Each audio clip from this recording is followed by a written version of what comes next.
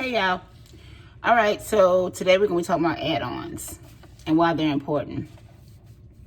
An important part to your business. Number one, people love exclusive stuff, right?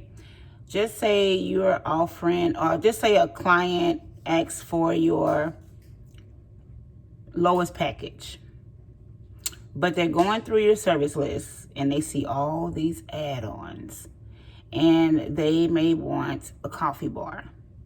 And the best way to sell a coffee bar and a beverage bar is all in the description, because nobody wants their guests leaving their event being sloppy drunk, potentially hurting themselves, right? Potentially getting into a bad wreck or hurting somebody else or getting DUI. Nobody wants that. Nobody wants that to be the memory of their event. Oh, that's the time I got a DUI. Or that's the time that such and such happened. Nobody wants to remember your event that way. So they'll often opt for the beverage bar, the coffee bar. Now, you will have some clients that will say, well, I can get the beverages myself. When I say beverage bar, I mean water, Coke, ginger ale, Sprite, teas, all of that. So the way you sell that add-on, like I said, is all in the description. And once you break it down by price, and I want you guys to start doing that in all of your services, is breaking it down by price, like giving them an itemized price list. So they'll see that purchasing it through you is not only better, but cheaper getting it from you. Like they could go to Sam's and get it themselves, but most people that do parties, they don't really know like the logistics of things. They don't know. They'll probably go buy 2 24 packs of water, right? 48 bottles of water. Now, if they have children at their event, just say for a wedding or something, they have like children at their event. We all know how kids waste. A child will walk up to that beverage bar, especially if it's unattended. They'll walk up to that beverage bar a million times in one night and grab bottles of water all night long and didn't even finish the bottle of water they had before. So that 48 pack of water is going to be gone before the night is over.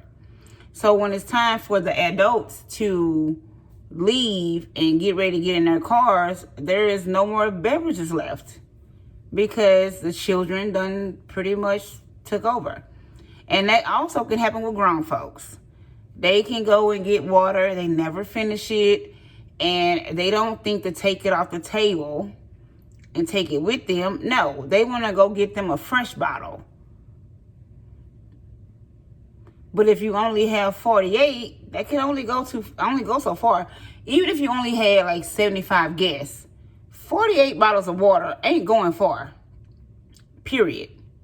So if you put it in your description or your proposal that way, or like I said, in your description that way, they're like, oh, well, I might as well, go ahead and let them do the beverage bar, because you guys know more than they know how much something is going to cost and how long something is going to last.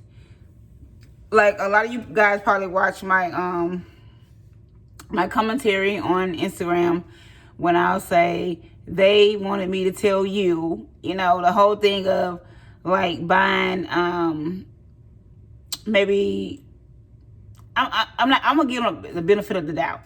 I'm gonna say they know they have cognac drinkers, right? And just say they have 200 guests, and they buy I forgot what it was. Is it 1 liter? It's 1 point something liter of Hennessy. That's already done hit them in the pocket real hard. Because I think like a $3.50 now, especially here in Texas, is like $65. So if they buying a liter, it's gonna cost a pretty penny. But they gonna cheap out and they only gonna buy 2. And then they gonna buy all this other liquor that nobody want. Right? They gonna buy Malibu. They gonna buy some type of tequila. And it depend, and then in these days it depends on what type of tequila you buy. So because they go out there and buy some Cuervo. Now people may drink it if they don't have no other choice, but that ain't gonna be their first choice. And if they are true drinkers, they're not just gonna drink anything, right? So that's gonna go out. That's gonna go so fast because they can't calculate the amount of drinks that people will have at that event, which I always say, from my experience, people will most likely have at an event, especially with free drinks, probably around 3 or 4. Now, if they some real alcoholics, they're going to probably have more than that. They probably going to have about 5 or 6. Yeah. If they some real drinkers, they're going to have more than 3 or 4. But average, I'll say 3 to 4 drinks per person. And if they're having like 150 plus guests, you got to calculate that, right? 150 plus guests, 3 to 4 drinks per person. It adds up. It adds up quickly. But if you have add-on packages, this alleviates all of that, especially if you're in control of the alcohol, right? All right, and another reason to have add-ons is extra money. Like you guys could do. Now I'm gonna tell you what I did. Like what was my biggest seller for me. Like my biggest seller was cognac and cigars.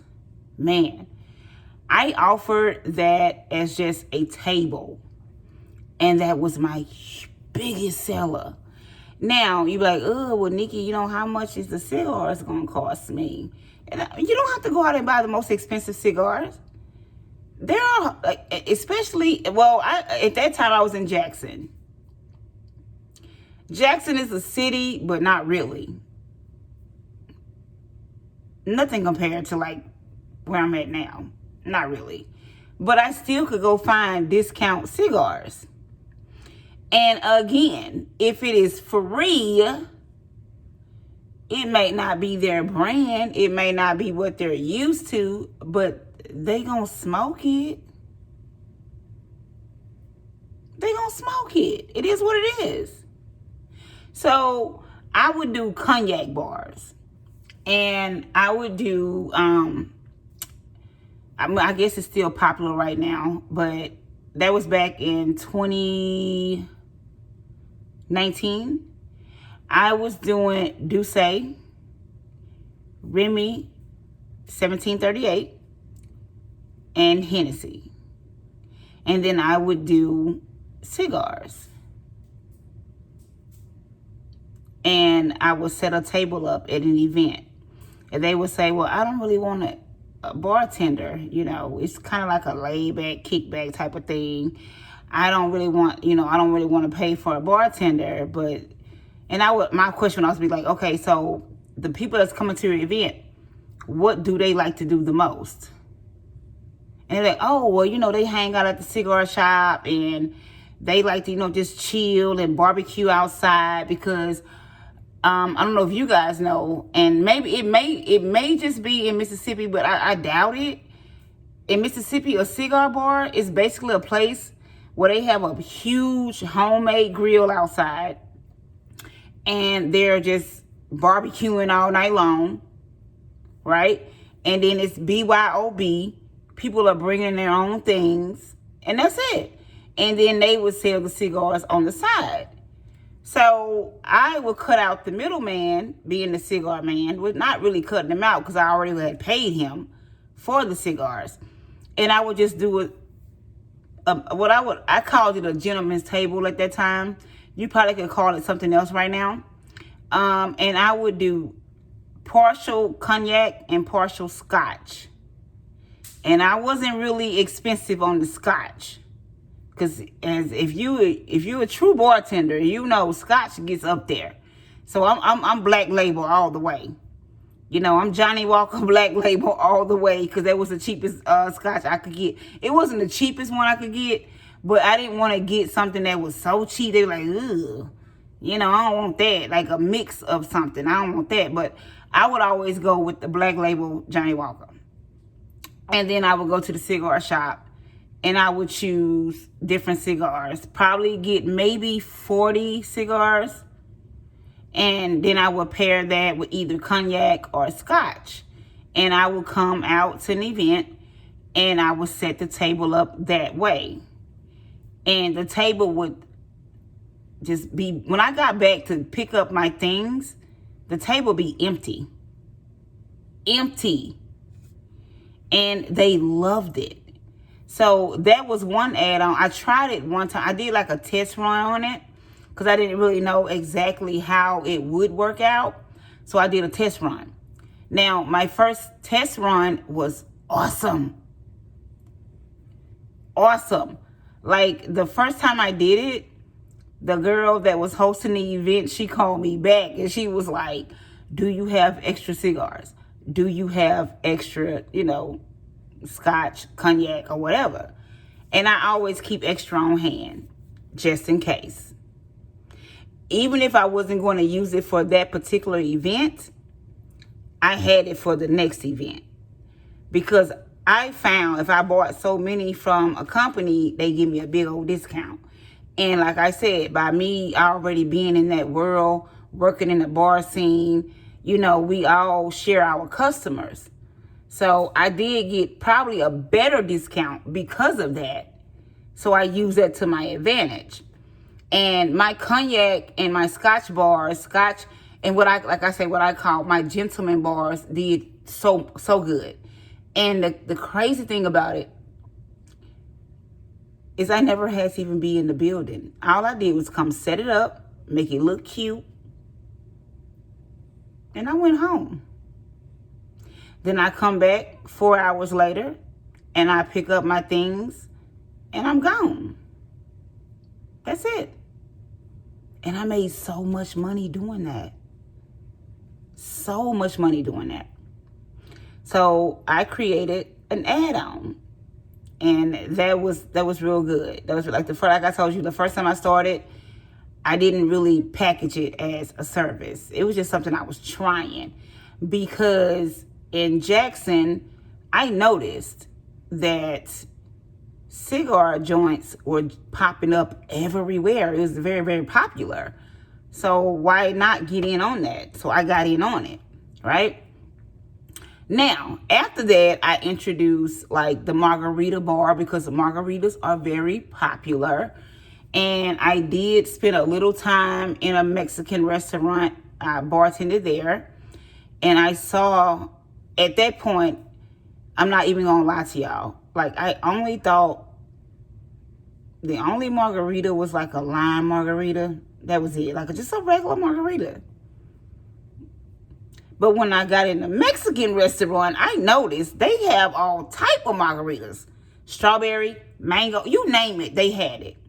So then I started offering a Margarita Bar. Then a Mimosa Bar.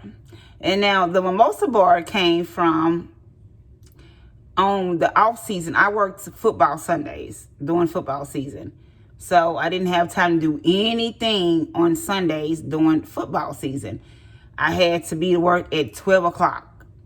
So I couldn't do anything.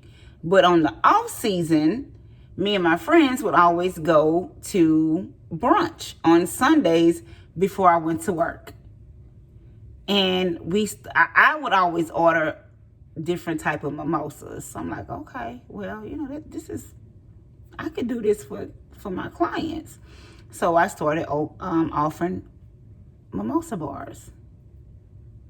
They sold like hotcakes because I could do Mimosa Bars at like baby showers,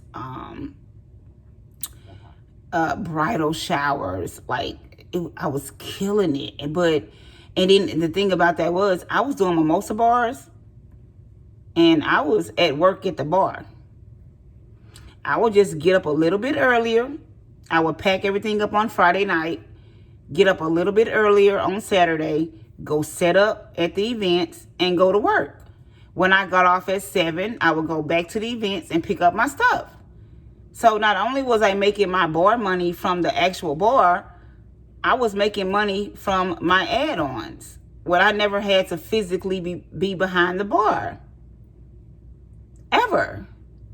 And I remember somebody asked me about a daiquiri bar. I could have done a daiquiri bar, but me personally, I hate frozen drinks if I have to make them. I hate it. I'm not, like, the machines are stupid expensive.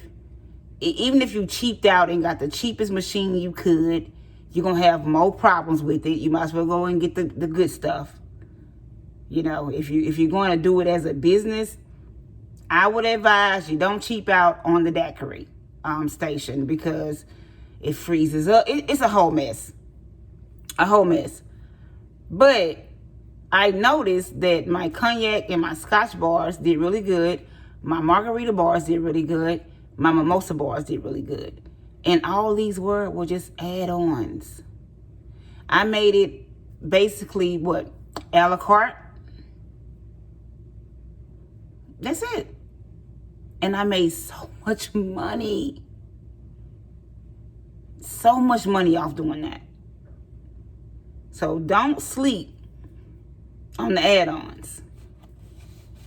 And like I said again, with the add-ons, depending on what you're doing, you got money coming in when you don't physically have to stand behind a bar and serve. So what did I do? I went to Amazon and I invested in a bunch of crafts. I invested in a bunch of the fountain things, and I would go and I would set it up. Now, if I couldn't do, like, it got so busy for me where I was setting up like 4 on a Saturday.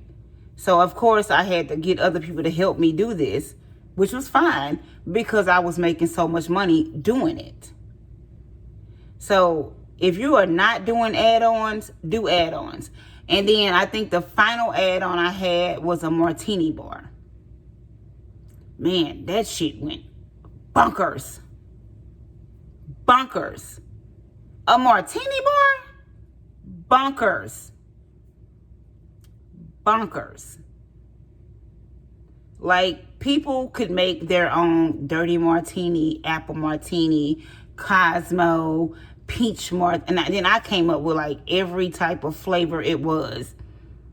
Anything that I could make into a syrup at my house, that was the base of a martini.